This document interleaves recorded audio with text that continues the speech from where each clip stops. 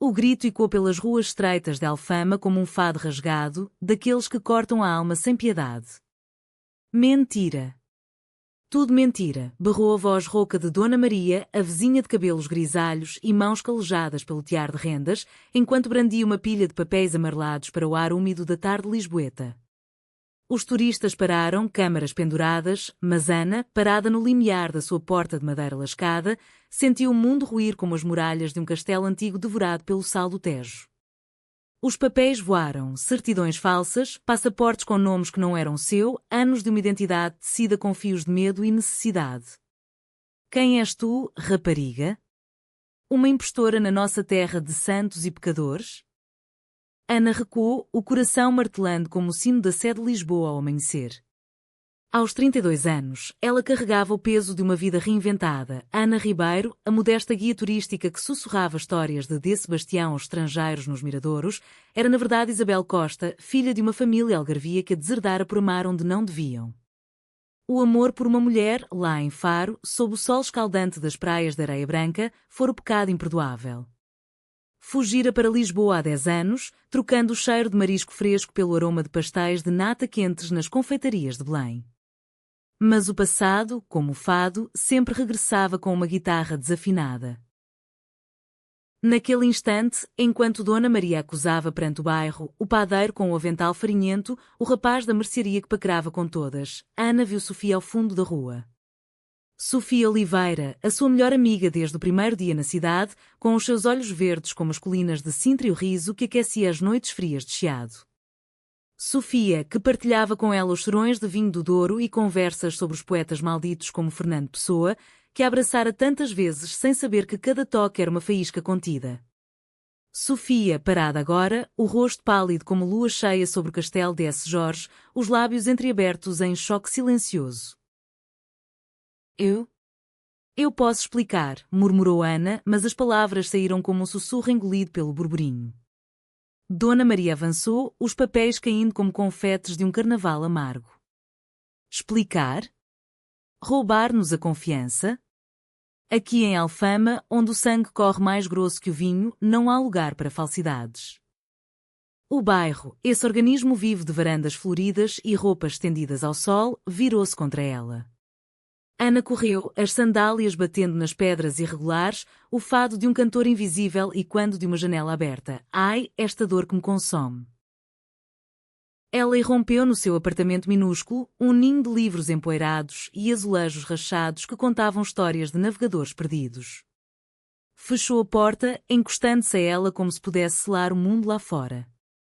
Lágrimas quentes escorreram, salgadas como o Oceano Atlântico que banhava as costas portuguesas. Porquê agora? Porquê quando finalmente sentira raízes nessa cidade de 7 colinas, onde o elétrico 28 serpenteava como uma veia pulsante? Os papéis, como os encontrara Dona Maria? Uma bisbilhotice na gaveta durante uma visita para entregar rendas? Ou pior, uma denúncia anónima, fruto de invejas antigas? O telefone vibrou no bolso das calças de linho. Era Sofia. Ana hesitou, o polegar pairando sobre o ecrã rachado. Responder seria abrir a porta para o julgamento, para as perguntas que doíam mais que as acusações do bairro. Mas Sofia era o seu farol, a mulher que, sem o saber, salvara sua alma tantas vezes com um simples olhar cúmplice durante as festas de Santo António, quando as sardinhas assavam nas ruas e os manjericos perfumavam o ar. Com um suspiro que veio das profundezas, Ana atendeu. Ana? O que raio se passou lá embaixo? Dona Maria está histérica, diz que és. Que falsificaste tudo. A voz de Sofia era um misto de pânico e ternura, como o som de uma viola afinada para uma morna cabo-verdiana cantada em Lisboa. Ana engoliu em seco, o quarto girando à sua volta com pôsteres desbotados de Amália Rodrigues e recortes de jornais sobre a Revolução dos Cravos. Não é o que pensas, Sofia. Eu fugi. Há 10 anos, do Algarve. A minha família. Eles não aceitavam quem eu era. O amor que eu sentia por uma mulher. Mudei de nome, de vida, para sobreviver aqui. Silêncio. Um silêncio que se estendia como a ponte 25 de Abril ao entardecer, ligando margens opostas mas frágeis. Então, és a Isabel? A verdadeira tu? A pergunta de Sofia veio suave, sem acusação, mas carregada de uma emoção que Ana não soube decifrar. Dor, talvez, ou algo mais profundo, como o vinho envelhecido nas caves do Porto. Sim. E tenho medo, Sofia. Medo de perder tudo outra vez. Perder-te a ti. As palavras escaparam antes que pudesse contê-las, um fado involuntário da alma. Do outro lado, Sofia respirou fundo, o som de tráfego distante filtrando-se pela linha. Perder-me? Ana? Isabel? Tu nunca me perdeste. Mas há coisas que eu guardei por medo também. Coisas que... Espera, eu vou aí. Agora. O clique da chamada cortada deixou Ana no vazio, o coração aos saltos como um bailarino de folclore alentejano. Ela olhou para o espelho rachado sobre a cômoda, vendo não Ana, a guia sorridente com o jale de lã aos ombros nos dias de chuva, mas Isabel, a rapariga de olhos castanhos que sonhara com liberdades impossíveis sob o céu estrelado de Sagres. Minutos depois, batidas urgentes na porta. Ana abriu e lá estava Sofia, o cabelo desgrenhado pelo vento do Tejo, as faces curadas como as romãs maduras de Évora. Sem uma palavra, Sofia entrou, fechando a porta atrás de si. Os seus olhos, aqueles olhos verdes que Ana admirara em segredo durante piqueniques no Parque Eduardo VII, fixaram-se nos dela com uma intensidade que fez o ar crepitar. Eu sei do teu segredo há meses, confessou Sofia, a voz trêmula como folhas de sobreiro ao outono. Encontrei os papéis por acaso, quando te ajudava a arrumar a cave. Não disse nada porque te amava demasiado para te forçar a contar. Amava a Ana que via todos os dias, mas agora... Agora quero a Isabel inteira. Ana piscou, o mundo parando como o elétrico num trilho partido. Amor? Sofia, a mulher que saía com homens do bairro para aplacar as línguas viprinas, que ria das anedotas machistas nos cafés de Alfama, amava-a? O quê? Mas eu pensei que eras. Que nós éramos só amigas. As nossas noites de ginginha, as caminhadas pela Baixa reconstruída após o terremoto, os sonhos partilhados sobre viagens a Coimbra para ouvir fado de Coimbra.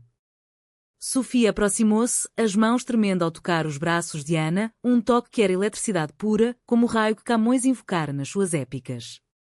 Eram mais que isso para mim. Desde o primeiro abraço na queima das fitas que imaginei. Mas o medo...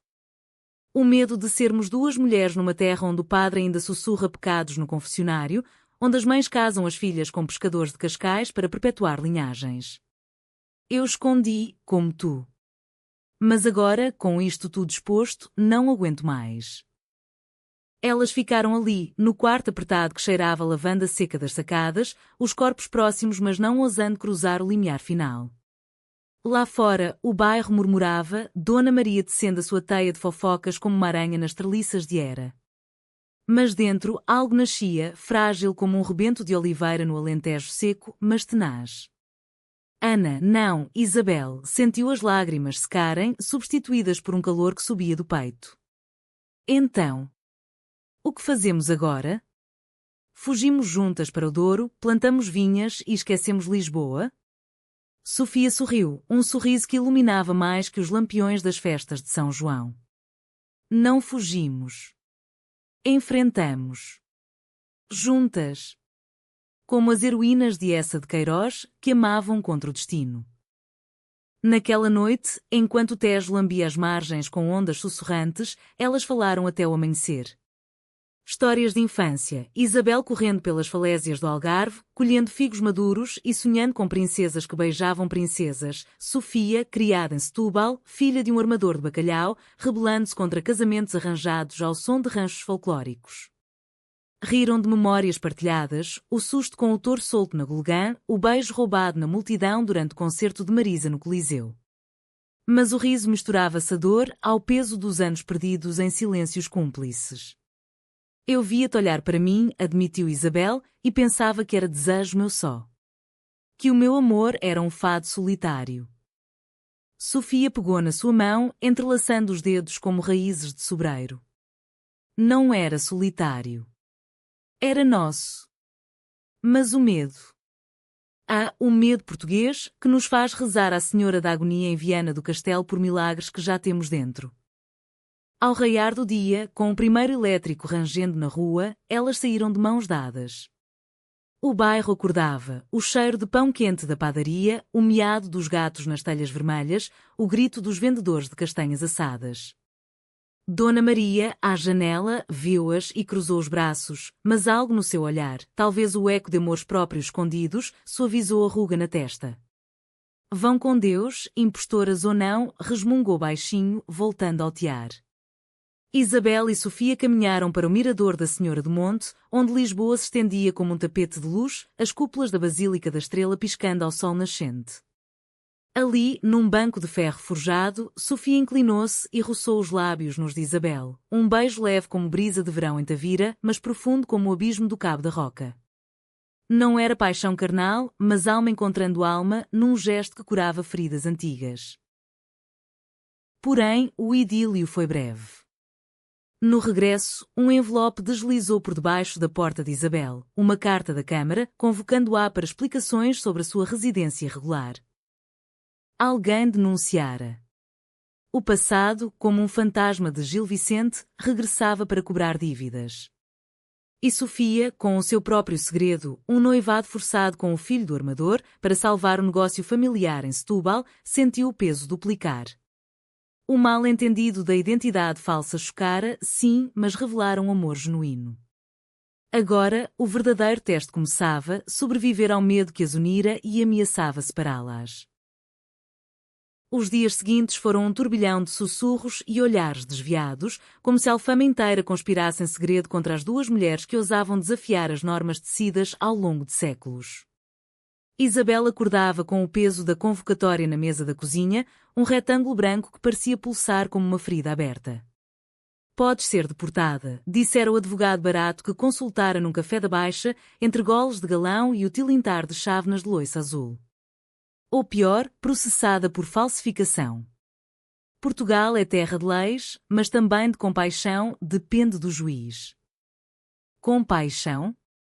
Isabel riu amargamente, recordando as histórias da sua avó algarvia, que contava de amores proibidos sufocados pela Inquisição, ecos que ainda vibravam nas procissões da Semana Santa em Évora. Sofia, por seu lado, navegava o seu próprio mar de tormentas. O telefone tocava incessantemente com chamadas do pai, o velho armador de Setúbal cujas mãos cheiravam a rede e sal, exigindo que ela confirmasse o noivado com João, o filho do sócio, um homem de bigode espesso e conversas sobre futebol do Benfica. É pelo negócio, filha. O bacalhau não se vende sozinho nestes tempos de crise. E tu, com 30 anos, ainda solteira? Que dirá o povo? Sofia desligava, o estômago revirando como as ondas do Sado na maré alta, e corria para Isabel, encontrando refúgio nos braços dela nas escadinhas escondidas de Alfama, onde o eco de guitarras fada amortecia as dores. Uma tarde, enquanto caminhavam pelo terreiro do Paço, com o arco triunfal erguido como um guardião de mármore, Sofia quebrou o silêncio que as consumia. Eu disse ao meu pai que preciso de tempo. Que o noivado. Que não é o que quero. Isabel parou, o vento do Tejo agitando o seu jal de lã tecido em Porto Alegre. E o que queres, Sofia? Dizeres ao mundo que amas uma mulher que nem nome verdadeiro tem? Que arriscas o escândalo numa terra onde as romarias ainda julgam os pecados? Sofia virou-se, os olhos verdes flamejando como fogo de artifício na festa do Dia de Portugal. Quero-te a ti, Isabel. Toda tu, a Isabel que fugiu das falésias de Sagres, a Ana que me ensinou a amar os versos de Sofia de Melbreiner.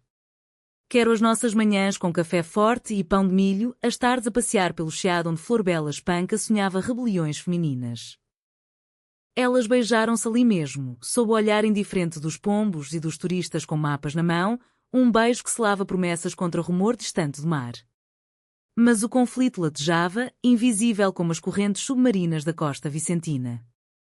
Naquela noite, durante um jantar improvisado, sardinha assada na brasa de um fogão a gás, regada com vinho verde fresco de Minho, Isabel confessou seu maior medo.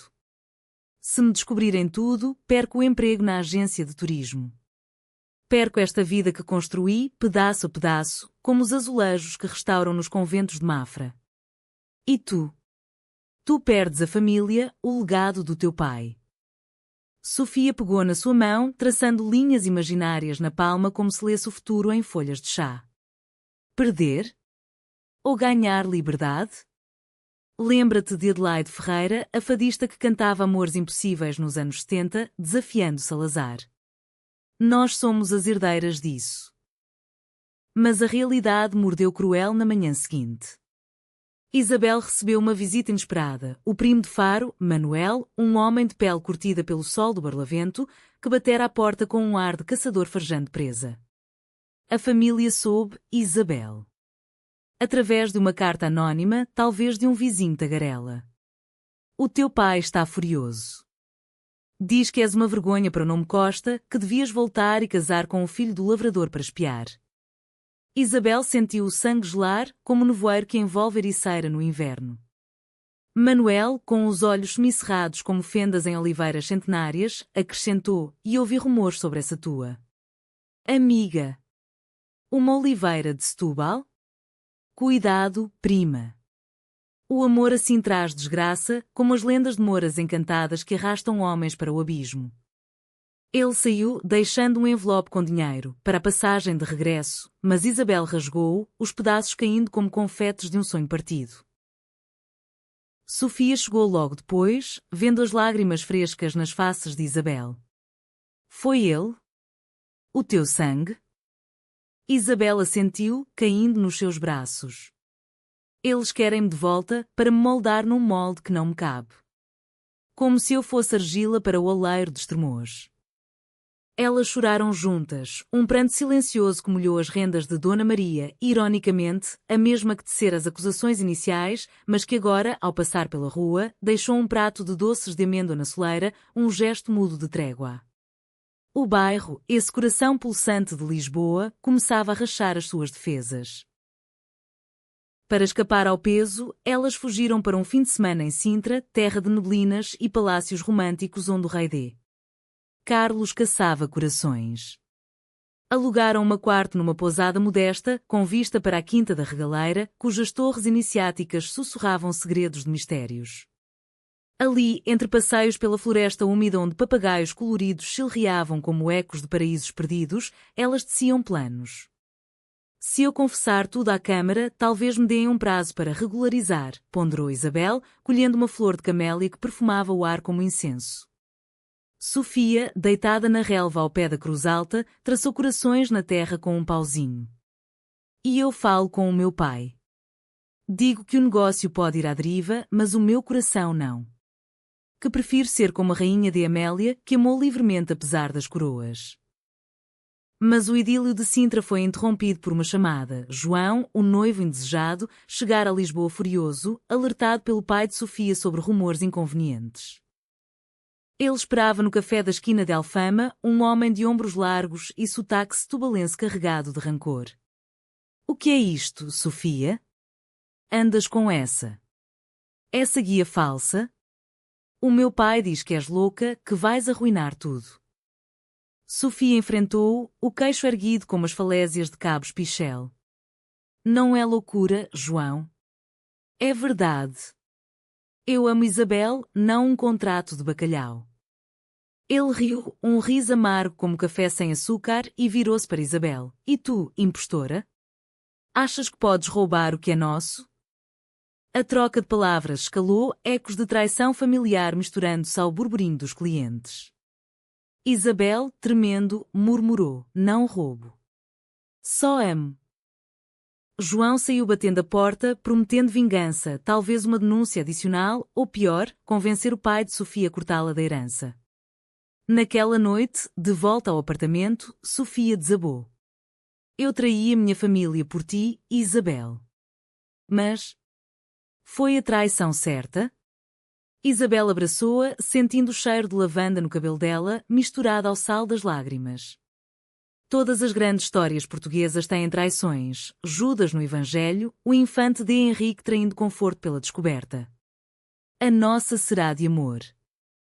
Mas no fundo, o medo roía, e se o choque da identidade falsa levasse não à união, mas à separação? O mal-entendido chocara, revelando amor, mas agora testava com garras afiadas.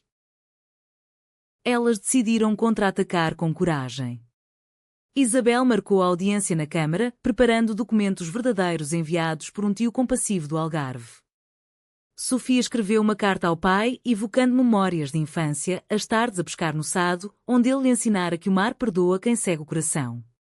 Enquanto esperavam respostas, os dias fluíam em rotinas ternas: cozinhar caldeirada de peixe ao som de fado no rádio, passear pelo Lisboa Factory, onde artistas grafitavam rebeliões modernas nas paredes industriais. O bairro, aos poucos, suavizava. O padeiro ofereceu pão quente com um aceno cúmplice e até Dona Maria, numa tarde chuvosa, convidou-as para chá, murmurando: "Eu também tive um amor assim há 50 anos. Escondido como vinho na cave." A revelação da velha tecelã, com olhos nublados por anos de silêncio, foi um bálsamo, prova de que Portugal, terra de saudades, guardava mais amores escondidos que se revelavam no tempo certo. A audiência na Câmara Municipal de Lisboa foi um calvário burocrático, realizado numa sala de paredes forradas de retratos de presidentes mortos, onde o cheiro de papel velho misturava-se ao café fraco servido em chávenas lascadas. Isabel sentou-se diante do funcionário, um homem de meia-idade com óculos grossos e sotaque transmontano áspero como o vinho tinto de Trás-os-Montes, que folheava os seus papéis com desconfiança. "Então, Sra. Costa ou Ribeiro? Explica-se esta duplicidade. 10 anos de falsidade? Num país que valoriza a honra como o nosso?" Isabel, com Sofia ao lado num banco de madeira dura, respirou fundo, evocando a força das mulheres de Saramago, que enfrentavam ditaduras com palavras simples. "Senhor doutor, fugi de um lar que me condenava por amar. Não por roubo ou malícia, mas por sobrevivência. Portugal é terra de exílios, recorda os azafamados que partiram para a África ou Brasil. Eu só quis ficar, contribuir com as minhas histórias aos turistas que amam esta nação." O funcionário tamborilou os dedos, o olhar suavizando ligeiramente ao notar o tremor na voz de Isabel. Sofia interveio, a mão pousada na de Isabel sob a mesa, um gesto invisível mas elétrico. "Ela é parte de nós, senhor. Guia as almas perdidas pelos miradouros, ensina o fado como ninguém. Punir isso seria como censurar Camões por sonhar demasiado." Ele suspirou, assinando um papel com relutância. "Um prazo de 6 meses para regularizar. E aconselho terapia familiar ou o que resta dela. Portugal mudou desde os escravos, mas as raízes demoram a soltar. Elas saíram para o Rocio, onde o rei D. José espreitava de bronze, e abraçaram-se sob a chuva fina de dezembro, lágrimas misturando-se à água que escorria pelas gárgulas. "Conseguimos o primeiro passo", sussurrou Sofia, beijando a testa de Isabel como uma bênção de freira em Fátima. Mas a vitória era frágil como o vidro de Murano nas feiras de Natal. Em Setúbal, o pai de Sofia reagiu à carta com fúria, uma chamada noturna onde berrou sobre tradição, sobre o cheiro de marisco podre que o escândalo traria ao negócio. "Vens para casa amanhã ou corto tudo. João está furioso, diz que foste traidora." Sofia, ao telefone no quarto escuro, sentiu o coração partir como uma rede rasgada no Sado. Isabel ouviu tudo, aninhada na cama de lençóis de linho bordados à mão, e quando Sofia desligou, soluçando, puxou-a para si. "Traição? Ele traiu-te primeiro, forçando-te num molde que não serves. Lembra a rainha de Catarina de Bragança, que navegou mares por amor, deixando palácios para trás. Elas adormeceram entrelaçadas, o som distante do Tejo como uma nina nana, mas o sono foi agitado por sonhos de naufrágios, ecos do passado de Isabel, onde o amor em Faro terminara em portões fechados e olhares de desdém. No dia seguinte, Sofia partiu para Setúbal, determinada a confrontar o pai cara a cara. Isabel acompanhou até à estação do Cais do Sodré, onde o comboio para o sul esperava como um dragão de ferro. "Volto amanhã, prometo. E trago paz, ou pelo menos honestidade." O beijo de despedida foi doce como figos secos do Alentejo, mas carregado de presságios. Isabel regressou à Alfama sozinha, o bairro agora um labirinto de olhares curiosos. O rapaz da mercearia piscava o olho com cumplicidade, mas Dona Maria, ao vê-la, murmurou: "Cuidado, rapariga. O amor assim atrai invejas como gaivotas ao lixo." Em Setúbal, Sofia encontrou o pai no armazém do Porto, rodeado de caixas de bacalhau salgado e redes enroladas como serpentes adormecidas. O ar cheirava a peixe e maresia, o sol poente tingindo o sado de ouro líquido. "Pai, eu amo Isabel. Não João, não um negócio. Amo como tu amaste a mãe, contra o destino que ele levou cedo demais." O velho Oliveira, com rugas profundas como sulcos de arada em terras de palmela, parou, os olhos marejados como o rio em cheia. "Amor? Isso é luxo para pobres como nós, filha. Eu casei por necessidade, e tu farás o mesmo. Essa mulher é um escândalo. O padre diz que é pecado, que arrasta a alma para o inferno como as lendas de Eurique." Sofia ergueu a voz, e quando nas vigas de madeira. "Pecado? O pecado é viver mentiras, pai. Portugal libertou-se em 74, mas tu ainda prendes o coração à tradição. Eu escolho viver como as pescadoras de comporta que enfrentam o mar sozinhas." O confronto escalou. O pai arremessou uma rede ao chão, gritando sobre herança, sobre o nome Oliveira que navegara oceanos desde os descobrimentos. Sofia rebateu com lágrimas, evocando memórias, as noites em que ele cantava modas alentejanas para adormecê-la, prometendo que o mundo era vasto como o Atlântico. No fim, exaustos, sentaram-se num banco ao cais, o mar lambendo os pilares como um pedido de trégua. "Pensa nisso, pai. Não me forces a escolher entre ti e o meu coração." Ele não respondeu, mas ao abraçá-la na despedida, o aperto foi mais demorado, um sinal de rachadura na armadura. De volta a Lisboa, Sofia encontrou Isabel à espera no mirador de Santa Catarina, com uma garrafa de moscatel de Setúbal e queijos de azeitão. Ele não cedeu, mas ouviu. Pela primeira vez, vi dúvida nos seus olhos, como ondas recuando na praia. Elas brindaram ao pôr do sol, o céu ardendo em tons de romã, e partilharam histórias. Isabel falou da sua primeira paixão em Faro, uma rapariga de cabelos loiros como o areal de quarteira, terminada em sussurros de pecado pela família. Sofia confessou um beijo roubado na juventude com uma colega de escola em Setúbal, sufocado pelo medo do colégio católico. "Anos de silêncio", disse Sofia, "mas agora cantamos o nosso fado juntas." Porém, a traição maior espreitava nas sombras. João, rancoroso, contactara Manuel, o primo de Isabel, unindo forças contra as duas.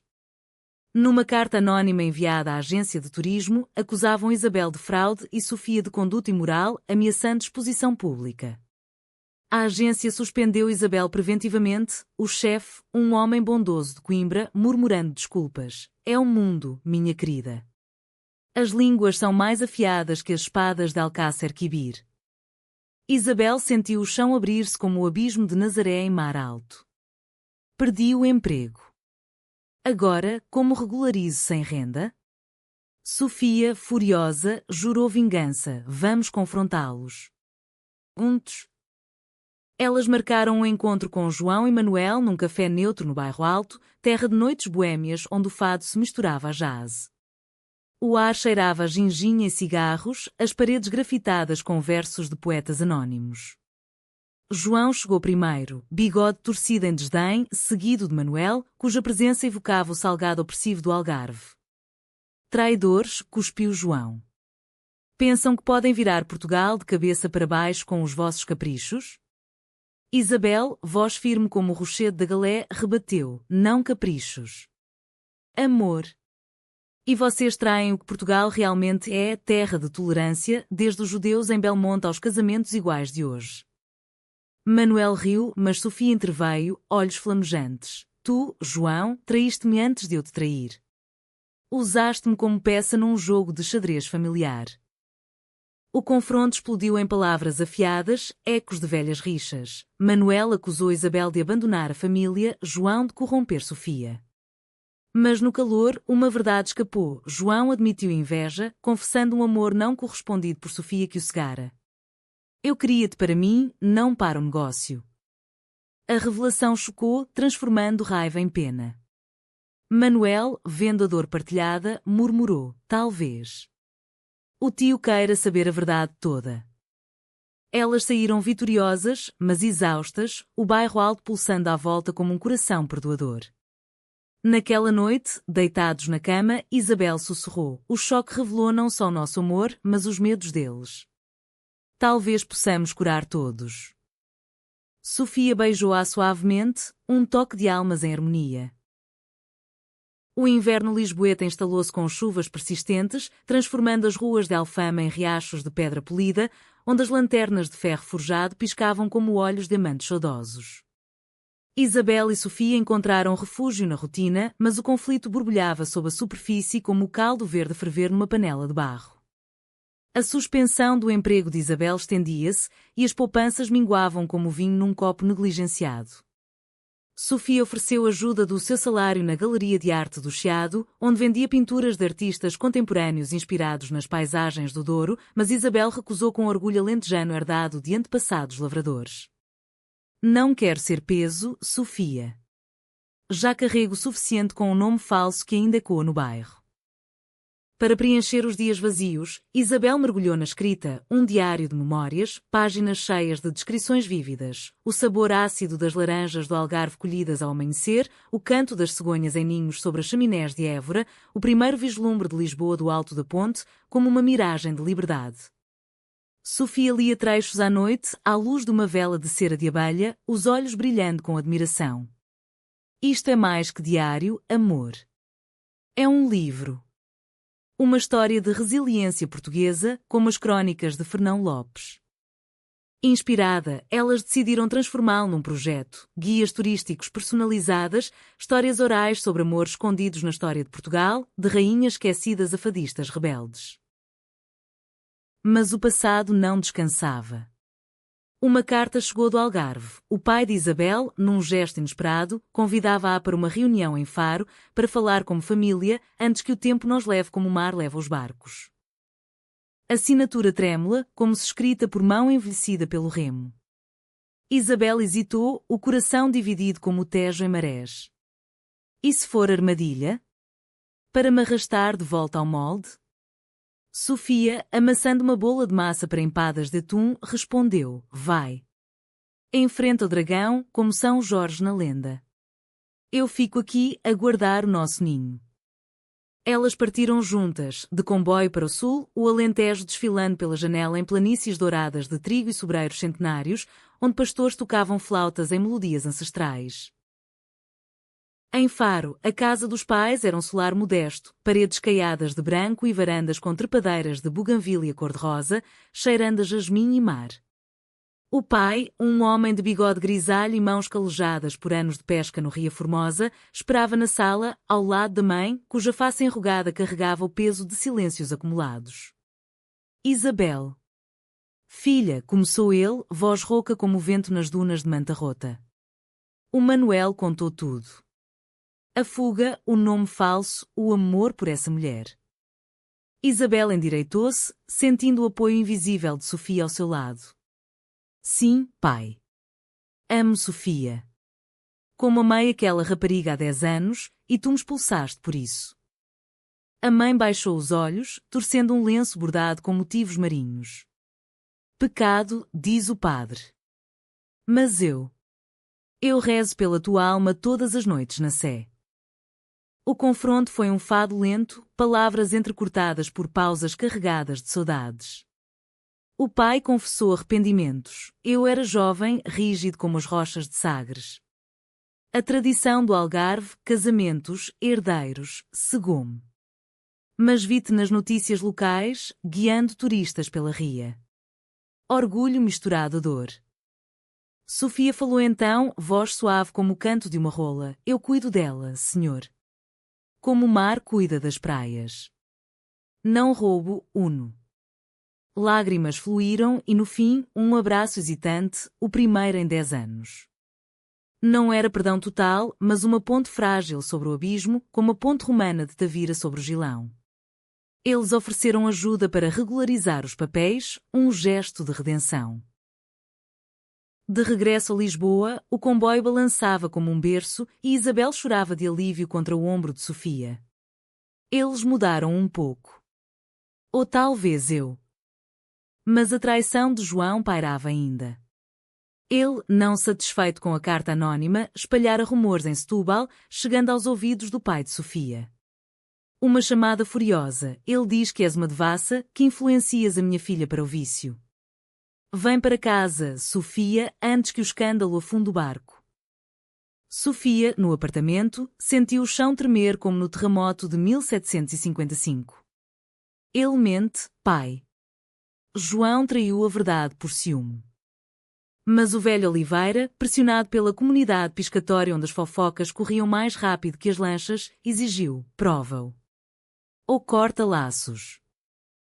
O dilema rasgou Sofia, regressar e negar Isabel, ou ficar e perder a família? Elas discutiram à noite, sob o teto gotejante de chuva, velas tremulando sombras dançantes nas paredes. Não me faças escolher, implorou Sofia. Isabel, tocando o rosto dela como se memorizasse linhas de um mapa precioso, disse, escolhe o amor. Como eu escolhi fugir. Inspirada, Sofia marcou uma viagem a Setúbal, desta vez sozinha, para um confronto final. Isabel esperou em Alfama, tecendo planos alternativos, talvez uma mudança para o Porto, cidade de pontes e vinhos, onde o norte era mais discreto. Em Setúbal, Sofia reuniu a família no solar abeiraçado, pai, tias com rosários pendurados, João com ar de vencedor prematuro. Eu amo Isabel, declarou, voz e quando nas salas de azulejos com cenas de caçadas. E João mente por dor própria. Perguntem-lhe por que sabotou o nosso noivado antes mesmo de começar. O silêncio caiu como rede no mar calmo. João gaguejou, mas uma tia idosa, com olhos sábios como o rio, interveio. Basta de mentiras, rapaz. Eu sei de amores assim, a minha irmã, há 60 anos, amou uma costureira em Troia. Escondemos, mas o coração não mente. A revelação chocou a sala, rachando as fachadas de tradição. O pai de Sofia, com voz quebrada, murmurou, se é amor verdadeiro. Vai. Mas lembra, o mar perdoa, mas cobra o preço. João saiu derrotado, e Sofia regressou a Lisboa com uma bênção relutante e uma herança simbólica, um colar de conchas da mãe, símbolo de mares navegados. A notícia chegou a Alfama como brisa de primavera. Dona Maria organizou um jantar de celebração, com cataplana de marisco fumegante e vinho de colares, convidando o bairro inteiro. Risos ecoaram, histórias de amores velhos partilhadas ao som de guitarra. Isabel e Sofia dançaram uma valsa improvisada nas pedras da rua, sob as estrelas que piscavam como faróis de Cascais. Mas o CAO aproximava-se, a audiência final para a regularização de Isabel, marcada num tribunal onde juízes vestiam togas negras como corvos. E rumores de que Manuel e João, unidos em rancor, preparavam testemunhas falsas. O amor revelado chocara, mas agora enfrentava a prova de fogo. A primavera irrompeu em Lisboa com fúria floral, jacarandás roxos tingindo as avenidas como véus de noivas rebeldes e o ar carregado do perfume de madressilvas nas treliças de Alfama. Isabel preparava-se para a audiência final com o meticuloso cuidado de uma oferenda a Nossa Senhora de Fátima, documentos autênticos alinhados numa pasta de couro gasto, testemunhos de amigos do bairro, até Dona Maria, que prometera depor com a teimosia de uma tecelã alentejana. Eu vi o teu coração, rapariga, dissera ela, entregando uma renda branca como símbolo de pureza. E o amor não mente. Sofia, ao lado, organizava a galeria para um evento especial, uma exposição de fotografias de casais LGBT na história portuguesa, desde as musas de Natália Correia aos ativistas pós-25 de Abril. Vai ser o nosso escudo público, explicou, beijando Isabel na nuca enquanto ela se vestia com um vestido simples de chifão azul, cor do Tejo sereno. Mas a traição final veio como um trovão inesperado. Na véspera da audiência, Isabel recebeu um pacote sem remetente, fotografias antigas dela em Faro, tiradas em segredo, mostrando beijos com ex-amante, legendadas com calúnias venenosas, prova de devassidão contínua. Dentro, uma nota de punho de João e Manuel, usaremos isto no tribunal. Arrepende-te ou some.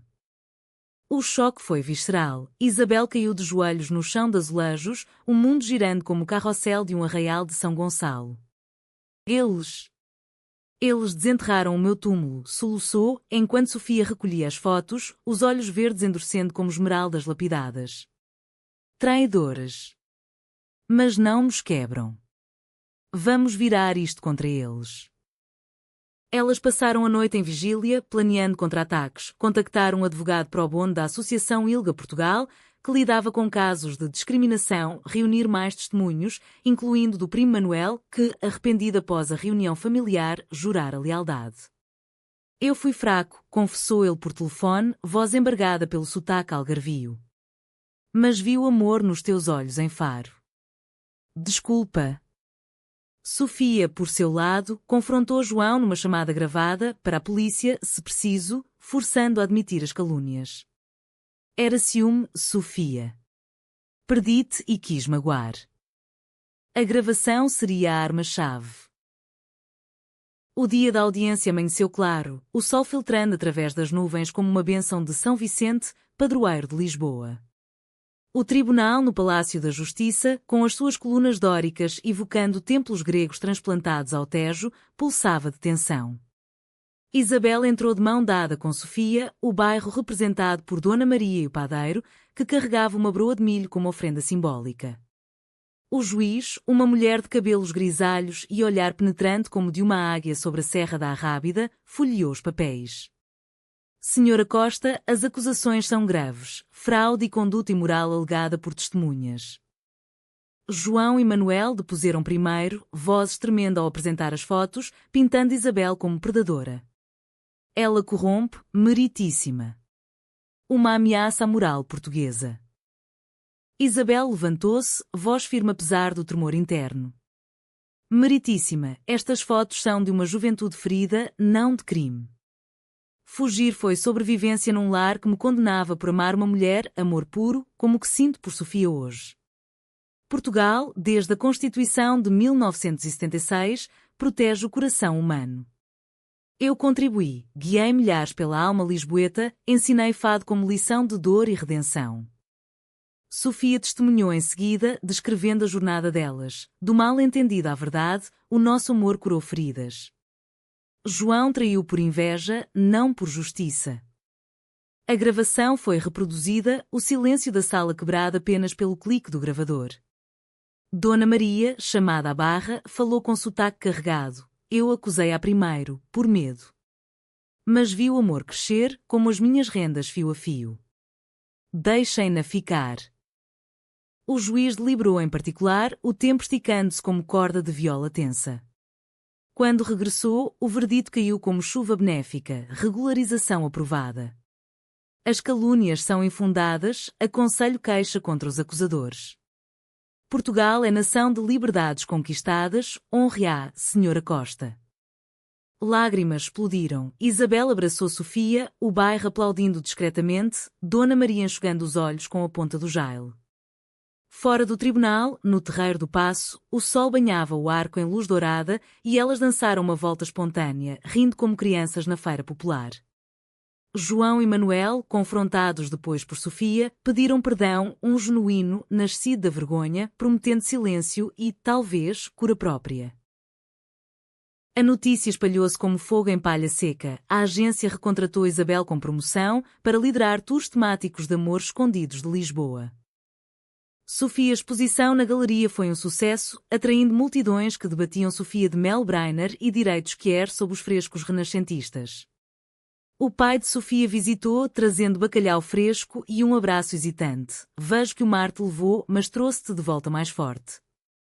A mãe de Isabel enviou um pacote de figos secos e uma carta. Perdão, filha. O amor vence, como o sol vence a noite em Lagos. O bairro celebrou com uma sardinhada espontânea, guitarras tocando fados alegres, onde velhos amores eram sussurrados em confidências. Mas o caos emocional veio numa noite de lua cheia, no castelo de S. Jorge. Isabel e Sofia subiram as muralhas, o Tejo prateado abaixo como um espelho de sonhos. Anos de medo nos esconderam, disse Isabel, mas o choque revelou tudo. Sofia ajoelhou-se, oferecendo um anel de prata com uma pedra de quartzo rosa do Alentejo. Casa comigo?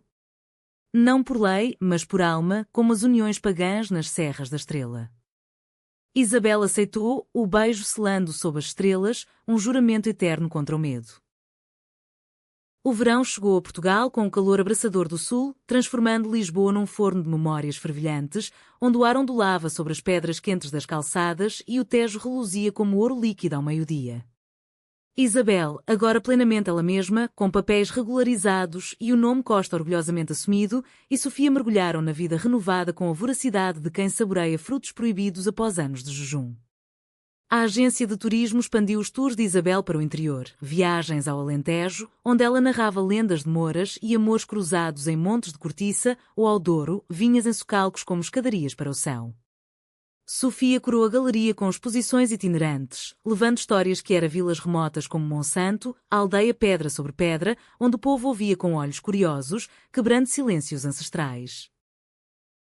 O bairro de Alfama tornou-se o seu santuário expandido. Dona Maria adotou-as como filhas postiças, tecendo rendas para o casamento simbólico que planeavam, uma cerimónia íntima no Mirador da Graça, com o Panteão Nacional como testemunha silenciosa. O padeiro contribuía com broas quentes, o rapaz da mercearia com flores silvestres colhidas nas encostas de Monsanto. Até o fantasma do passado, João, agora em Setúbal, trabalhando num estaleiro com humildade nova, enviou uma mensagem de paz: aprendi com a traição. Felicidades. Manuel, redimido, visitava ocasionalmente, trazendo vinhos do Algarve e histórias de reconciliação familiar.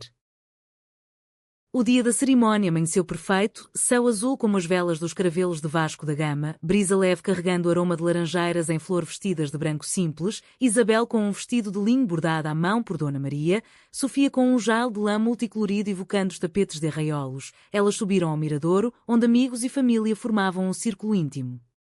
O pai de Sofia presidiu, voz embargada recitando versos de Luís de Camões adaptados. Amor é fogo que arde sem se ver, é ferida que dói e não se sente, é um contentamento mal comparável, é dor que desatina sem doer. Não havia padre, mas um fadista idoso, com viola ao ombro, cantou uma morna de amor eterno, a voz rouca entrelaçando-se ao vento. Elas trocaram votos sussurrados. Isabel prometeu ser a tua costa em tempestades, como as falésias protegem Sagres, Sofia, o teu rio em secas, como o Sado nutre Setúbal. O anel foi passado, e o beijo selado sob aplausos, gaivotas chilreando em aprovação celestial. A recepção foi uma festa de essências portuguesas, mesas cobertas de queijos de Serpa e enchidos de Porto Alegre, pastéis de nata quentes de Belém, vinho do Porto cristalino fluindo como rios de memória. Danças espontâneas eclodiram, um rancho alentejano com saias rodadas e castanholas, misturado a valsas modernas ao som de Marisa no telemóvel. Dona Maria, embriagada de moscatel, confidenciou Isabel: o meu amor era como o teu, uma costureira de moraria, nos anos 50. Escondemos até à morte, mas agora vejo-vos livres. O meu fado acaba feliz através de vós. Lágrimas partilhadas, abraços que curavam gerações. Mas a narrativa não era isenta de sombras humanizadas. O pai de Isabel, frágil de saúde após anos de remorsos, viajou de Faro para a cerimónia, apoiado numa bengala de oliveira. No banquete, puxou Isabel à parte, sob a sombra de uma araucária centenária. Filha, eu traí-te com o silêncio. Mas vieste como fênix das cinzas. Perdoa um velho teimoso? Ela abraçou, sentindo o cheiro familiar de tabaco e mar, e sussurrou: perdão é ponte, pai. E nós cruzámo-la. Ele chorou, um choro catártico como chuvas de verão no Barlavento, e prometeu visitar mais, talvez até mudar-se para Lisboa para ver os netos imaginários dançarem nas ruas.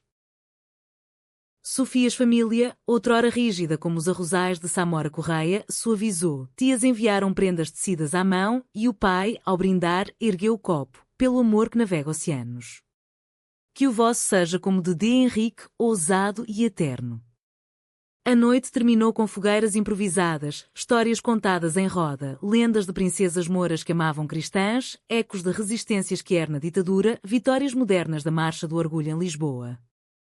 Isabel e Sofia retiraram-se para o terraço, de mãos dadas, Lisboa estendendo-se abaixo como um tapete de luzes, o castelo iluminado, a baía piscando faróis. Anos de medo nos esconderam, refletiu Isabel, o mal-entendido chocou como terremoto, mas revelou o genuíno, nós. Sofia sorriu, traçando constelações imaginárias no céu. E o futuro? Viagens ao Brasil, talvez, para ver os azulejos de Salvador que inspiraram os nossos. Ou simplesmente dias aqui, colhendo o que plantamos. A vida seguiu em ondas gentis. Isabel publicou o seu diário como livro, Fados Escondidos, uma jornada de identidade em Portugal, um best-seller modesto que tocava corações em feiras do livro de Guadalajara e livrarias do Porto. Sofia expandiu a galeria para workshops, ensinando os jovens a pintar amores livres sob as influências de Paula Rego. O bairro evoluiu. Uma placa discreta no mirador celebrava amores de Alfama, inspirada nelas, atraindo peregrinos românticos. Dona Maria faleceu no outono seguinte, deixando rendas e uma nota: vivi através de vós. Cantem o meu fado. Enterraram-na com honras, o bairro cantando-lhe uma derradeira. Anos depois, com rugas suaves como vinhas velhas e cabelos grisalhos entrelaçados, elas sentavam-se no mesmo miradouro, mãos unidas contra o frio do Tejo. O medo nos moldou, mas o amor nos libertou, dizia Isabel. Sofia assentia, e Portugal, nossa mãe terrena, aprendeu conosco. O sol punha-se, dourando as 7 colinas, e o fado da vida continuava, dramático, emocional, romântico, profundamente humano. Num mundo de mal-entendidos, o dela chocara para revelar o eterno amor genuíno, escondido por anos, mas agora, para sempre, exposto à luz.